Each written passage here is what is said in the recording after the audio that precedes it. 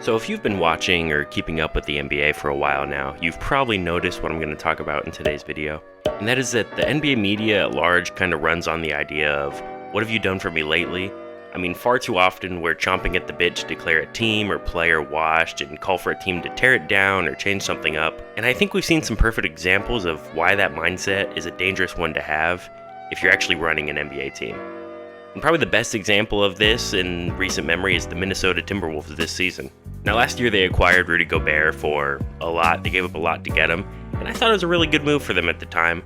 But I think we can all agree that, it was a rocky season at best. At times it looked bad, at others it looked okay, but, it wasn't looking great for the Timberwolves. But after just one so-so season, so many people were calling for the Wolves to shake things up. People wanted them to trade Karl Anthony Towns, and especially when he got off to a slow start at the beginning of this season, that just amplified even more. People were calling for Cat to be traded, that the Timberwolves needed to do something, but to me this didn't make any sense because it was such a small sample size of a player that we know has been great pretty much their whole career is playing bad for 2 weeks? Do we really not think he was going to turn it around or return to form in some way? Now, I know that Cat isn't the perfect player, and even just recently he was putting up 62 in a game, and he had to get benched in the fourth quarter because he was shooting his team out of the game, but still, he's an amazing player overall. Now, I'm not saying that you should never hit the panic button if you're an NBA team, but 2 weeks is not a substantial amount of time to really prove anything in the NBA. Anything can happen in such a small sample size, and it's important to remember not to get too down or too high on a particular player or team too quickly. And the reason I'm saying all this is because now that the Wolves have had some time to build some chemistry and kind of, grow together as a team, we've seen them blossom into one of the best teams in the league with the best defense overall in the league. Now, it's worth mentioning that, it's not all peas and carrots over there. They still have times where their offense struggles, and it's not a great offense by any means, but they sit with the 6th best net rating currently and are by far the best defense in the league.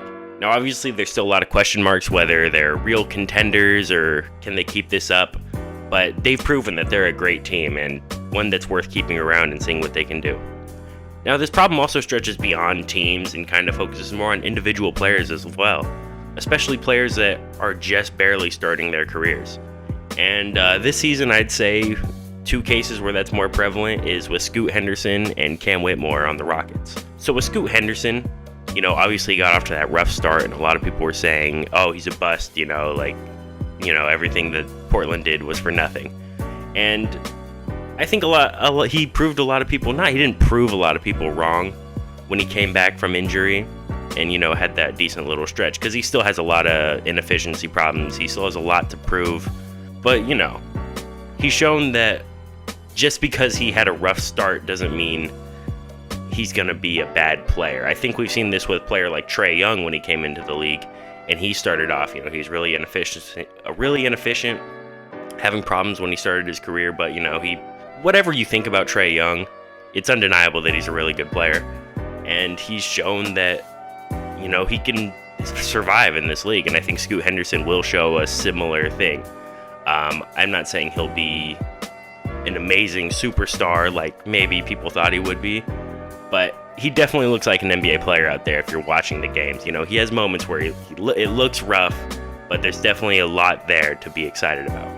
And Cam Whitmore was a similar case. He was going to be a top projected lottery pick, but then he fell really deep into the draft to the Rockets.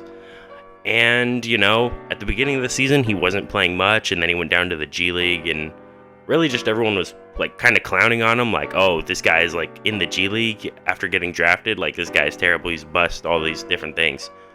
But now that he's had time to kind of, acclimate himself, and he's actually on the roster now playing minutes, he's playing pretty well. He's averaging 10 points a game on pretty decent efficiency.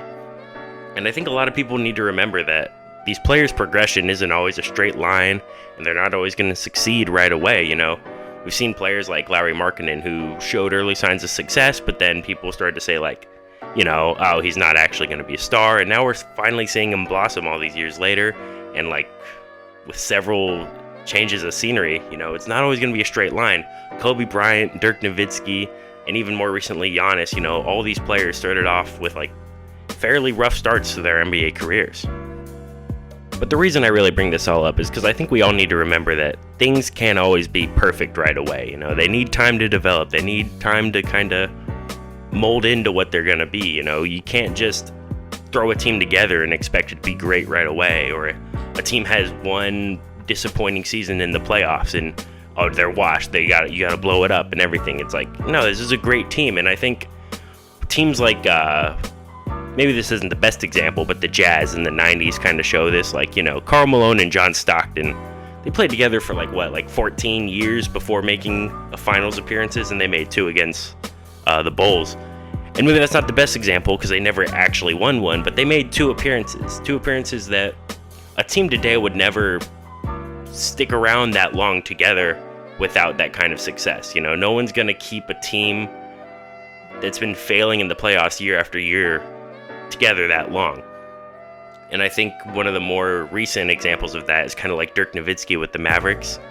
I don't think we'd ever really see a player stick around that long without people being like, oh, they gotta move on from Dirk, they gotta do something. Because after Dirk lost in 2006, and then, you know, there was they lost to the We Believe Warriors and all that.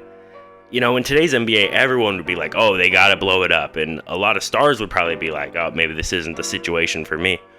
But I think we need to sometimes just give things the time they need. And I'm not saying you can't blow things up. I think sometimes it's good. Sometimes that's the right way to go. But I think we just need to remember that that's not always the right way to go. So I guess the main message really is just stop being so ready to just jump on any sort of negative there is in the NBA. And also don't get too high on, you know, positives. You know, there's players that are just flashes in the pan. You know, that's just the way it goes. I think what I'm really just saying is that sometimes you kind of just need to sit back and watch and let things play out. You know, you can't really be jumping to conclusions too quickly. And a lot of the times, it just doesn't do anyone any good. But yeah, that's all I really had for you guys today. And I'm sorry it took so long in between videos. If you've been with the channel for a while, I'm in the process of moving. So the videos kind of took a back seat for a little bit. I'm going to try to start getting them back out more frequently. That's the word. But yeah, and also, I just want to say thank you guys. We're at like 190 subscribers now. It was just like in the last video or 2 ago I posted, I was talking about hitting 100, and we just flew by that, and we're almost at 200 now. So if we could do that, that'd be awesome. I appreciate you guys, and it means a lot to me. Just knowing that you guys are watching the videos, enjoying them or not enjoying them, getting mad at them, you know, do whatever you want with them. It means a lot to me either way, and I appreciate you guys. So on that note, I'll see you guys later. Peace.